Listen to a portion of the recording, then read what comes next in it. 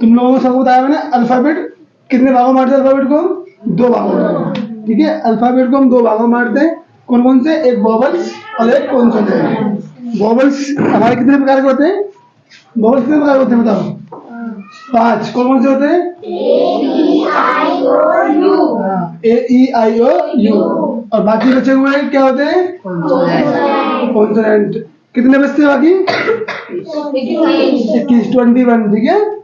तो उसके बाद अब हम तुम्हें बताएंगे, ये देखो 2 प्रकार से हम अल्फाबेट को लिख सकते हैं। कितने प्रकार से लिख सकते हैं? 2 प्रकार से हम अल्फाबेट को लिख सकते हैं। एक किसी कैपिटल लेटर और दूसरा स्मॉल लेटर।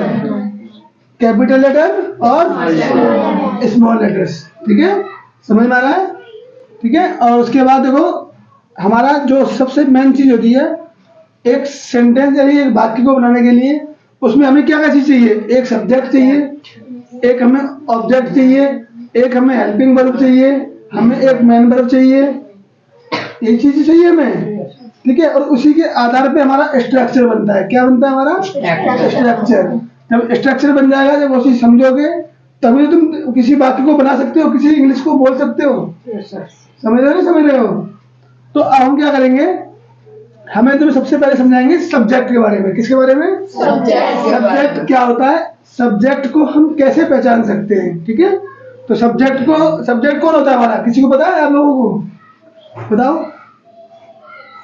अरे सब्जेक्ट के बारे में बताओ आप लोगों को, सब्जेक्ट कौन होता है हमारा? हमने तो आपको कई बार समझा दिया है सबको। हमने तुम लोगों को कई बार समझाया, मैंने समझाया नहीं समझाया? बताओ। तो बताओ तुम लोगों को पता है सब्जेक्ट क्या होता है हमारा? सब्जेक्ट वाला पता है? नहीं पता? तो हम बताते हैं। सब्जेक्ट का मतलब हमारा ये होता है, किसी वाक्य में कोई काम जो हो रहा है ना, कोई भी काम हमारा एक वाक्य में हो रहा है, उस काम को जो कर रहा है ना, वही करने वाला क्या होता है हमारा? सब्जेक्ट।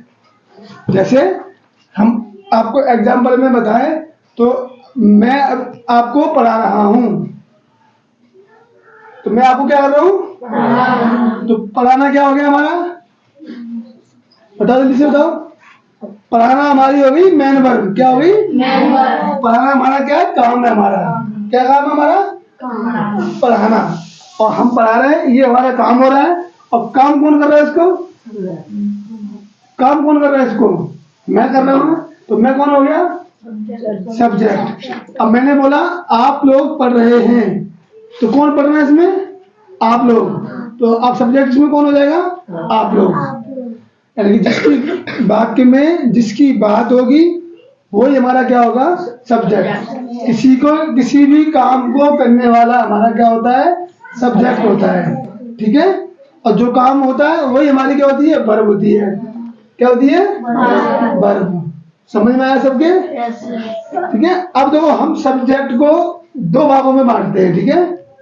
कितने भागों में बांटते हैं? 2। एक सिंगुलर सब्जेक्ट और एक प्लूरल सब्जेक्ट। एक सिंगुलर सब्जेक्ट और एक प्लूरल सब्जेक्ट। आपने सुना है ना, ऐसे हमने आपको लिखवाया सबको, सिंगुलर नंबर प्लूरल नंबर लिखवाया सबको। सिंगुलर नंबर क्या होते हैं और प्लूरल नंबर क्या होते हैं? सेम टू सेम उसी कंडीशन में ये वाला होता है हमारा, ठीक है। डेफिनेशन दोनों की एक जैसी होती है, एक समान होती है। कैसे होती है? एक समान। कैसे होती है बच्चों? एक समान। कैसे होगी? देखो जैसे देखो इसमें लिखा हुआ है ना, सिंगुलर नंबर मतलब या सिंगुलर सब्जेक्ट मतलब का मतलब होता है कि वाक्य में किसी एक व्यक्ति, एक वस्तु, एक स्थान या किसी एक नाम, ठीक है, के बारे में अगर हमें जानकारी मिल रही हो तो समझो वहां पे हमारा सिंगुलर सब्जेक्ट है। क्या है वहां पे हमारा? सिंगुलर हमारा सब्जेक्ट है, ठीक है।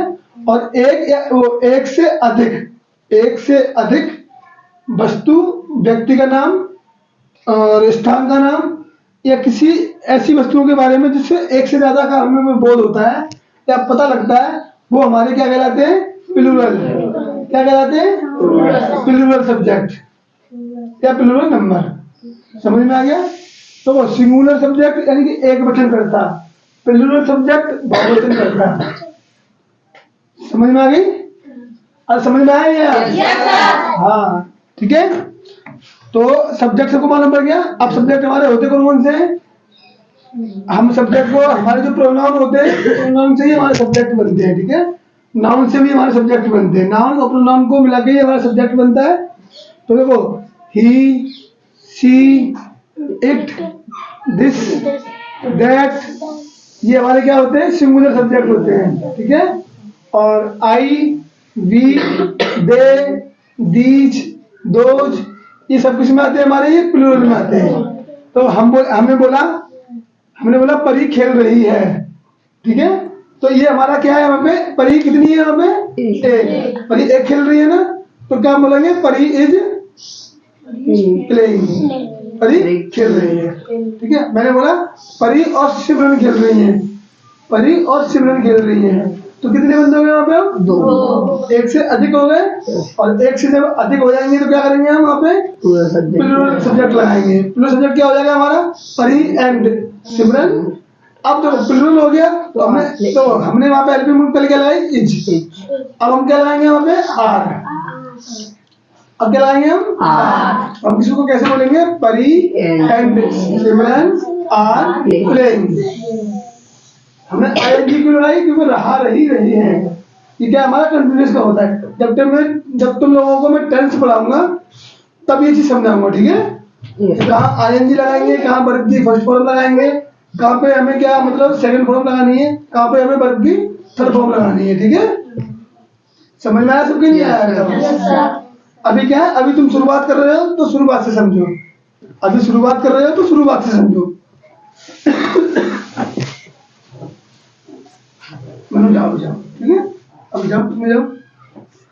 अब देखो सब्जेक्ट के बारे में समझ गए तुम? Yes sir. हेल्पिंग वर्ब के बारे में समझ जाओ। हेल्पिंग वर्ब क्या होती है हमारी?